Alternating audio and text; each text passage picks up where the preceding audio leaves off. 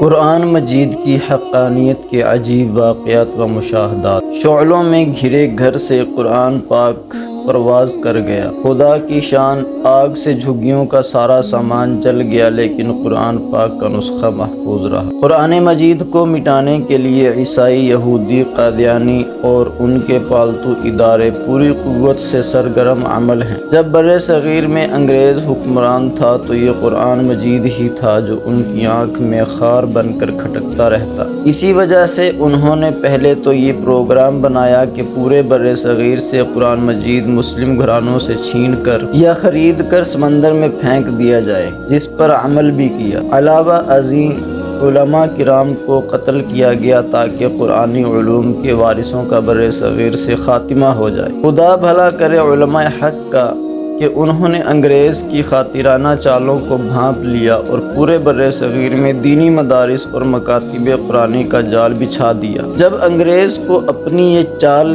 کامیاب ہوتی نظر نہ آئی تو انگریز نے ایسے ایجنٹ تلاش کرنا شروع کر دیے جو ان کے مقاصد پورا کر سکتے ہوں۔ انہی میں قادیان ضلع گورداسپور پنجاب کا مغل خاندان تھا جو انگریز کا شروع دن سے نمک خوار رہا۔ اس خاندان میں انگریز کی نظر مرزا غلام مرتضیٰ کے بیٹے مرزا غلام احمد قادیانی پر پڑی۔ انگریز جس گوہر نایاب کی تلاش میں تھا وہ مرزا قادیانی کی ذات میں چھپا ہوا نظر آیا۔ وہ ویسے بھی سرکار کا ملازم تھا۔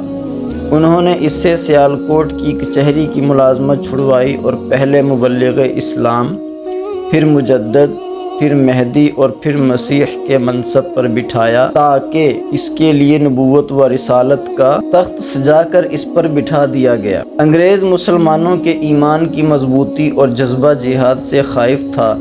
ان کا مقصد تھا کہ مسلمانوں کو ایمان سے محروم کر دیا جائے اور ان کے دلوں سے جذبہ جہاد کو کھرچ دیا جائے۔ جب یہ دو چیزیں مسلمانوں میں نہیں ہوں گی تو ہماری حکومت کو بر صغیر سے کوئی ختم نہیں کر سکے گا۔ چنانچہ مرزا نے دھوکہ اور فریب دینا شروع کر دیا۔ مغل اسلام اور مناظر اسلام کا روپ دھار کر بے وقوف بنا کر اس نے کچھ لوگوں کو اپنا گرویدہ بنا کر ایک نئے مذہب کی بنیاد ڈال دی۔ اس نے قرآن پاک میں لفظی و معنوی تحریف کی، انگریز کے اشارے پر جہاد کو حرام قرار دیا اور یوں جو لوگ اس کے ساتھ جڑے وہ ایمان جیسی عظیم دولت سے محروم ہو گئے اور ان کے دلوں سے جذبہ جہاد بھی مفقود ہو گیا۔ الغرض کبھی کسی روپ میں اور کبھی کسی روپ میں قرآن مجید کو صفحہ ہستی سے مٹانے کی کوششیں کی گئیں، لیکن اللہ تعالیٰ نے قرآن پاک کی حفاظت کا وعدہ فرمایا ہے اور یوں اعلان فرمایا، اِنَّا نَحْنُ نَزَّلْنَا الذِّكْرَ وَإِنَّا لَهُ لَحَافِظُونَ، کہ ہم ہی نے اسے نازل کیا اور ہم ہی اس کی حفاظت کرنے والے ہیں۔ انگریز اسے نہ مٹا سکے، یہودی اس کو ختم نہ کر سکے، مرزا قادیانی اپنے تمام تر وسائل اور کوششوں کے باوجود اس کا کچھ نہ بگاڑ سکتا، تو آج بھی اس کا کوئی کچھ نہیں بگاڑ سکتا اور نہ قیامت تک کوئی بگاڑ سکتا ہے۔ جب روس نے اپنے نزدیک ترین مسلم ریاستوں پر قبضہ کیا تو اس نے اس پورے علاقے سے قرآن مجید کو مٹانے کی پوری کوشش کی۔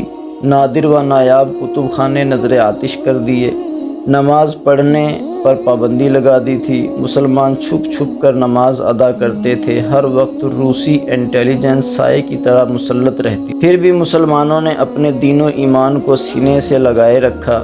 وہ قرآن پاک بھی پڑھتے رہے اور نمازیں بھی ادا کرتے رہے۔ مرور زمانہ کی وجہ سے ان مسلم ریاستوں میں قرآن مجید کے نسخے نایاب ہو گئے۔ عالمی مجلس ختم نبوت کے وفود گئے یا اور کوئی مسلمان وہاں جا نکلا تو وہاں کے مسلمان ان سے یہی سوال کرتے تھے کہ کیا آپ کے پاس قرآن مجید ہے؟